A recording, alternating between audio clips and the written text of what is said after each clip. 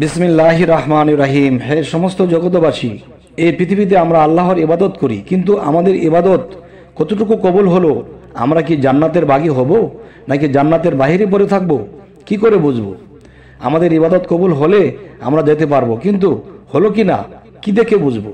বা আমরা কি পৃথিবীতে সুপথে রইলাম না কুপথে রইলাম, এটা কি করে বুঝবো? অবশ্যই আল্লাহ আমাদেরকে স্বপ্নের তাবিরের মাধ্যমে জানিয়ে দিচ্ছে। অবশ্যই খেয়াল করে শুনবেন। যদি কোনো ব্যক্তি স্বপ্নে নিজেকে জান্নাতুল ফেরদাউসে দেখে, তবে সে ইলম ও হিদায়েত লাভ করবে।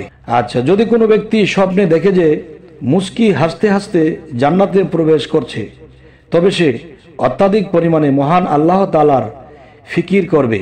আচ্ছা, তো এবার আসি, যদি কোনো ব্যক্তি স্বপ্নে দেখে যে তরবারি দোষমুক্ত করে জান্নাতে প্রবেশ করছে, তবে সে সৎ কাজের আদেশ ও আদেশ এবং খারাপ কাজের নিষেধ করবে, এবং সে নিয়মিত সুনাম সুখ্যাতি এবং পুরস্কার করবে। আচ্ছা, যদি কোনো ব্যক্তি স্বপ্নে দেখে যে জান্নাতে তোবা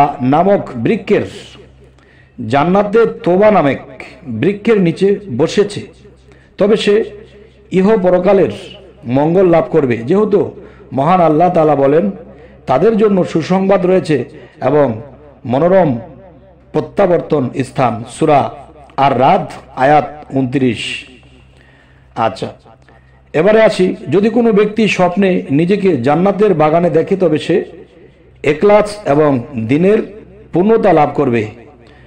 আচ্ছা, যদি কোনো ব্যক্তি স্বপ্নে জান্নাতের ফল খেতে দেখে, তবে পরিমাণ ফল খাবে, সে পরিমাণ ইলম হাসিল করবে।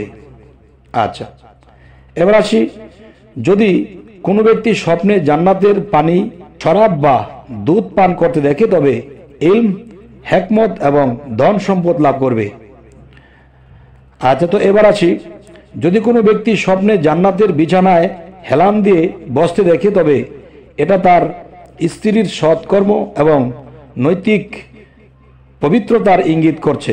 আচ্ছা, যদি কোনো ব্যক্তি স্বপ্নে জান্নাতে প্রবেশ করতে দেখে, কিন্তু তখন প্রবেশ করছে তা জানা নেই, দুনিয়াতে যতদিন জীবিত থাকবে ততদিন ইজ্জত, সম্মান এবং নিয়ামত থাকবে। তবে হে সমস্ত জগতবাসী, আমাদের এই চ্যানেলের আলোচনা যদি ভালো লাগে অবশ্যই সাবস্ক্রাইব করে রাখুন, পরবর্তীতে যেন ভালো আলোচনা এনে দিতে পারি।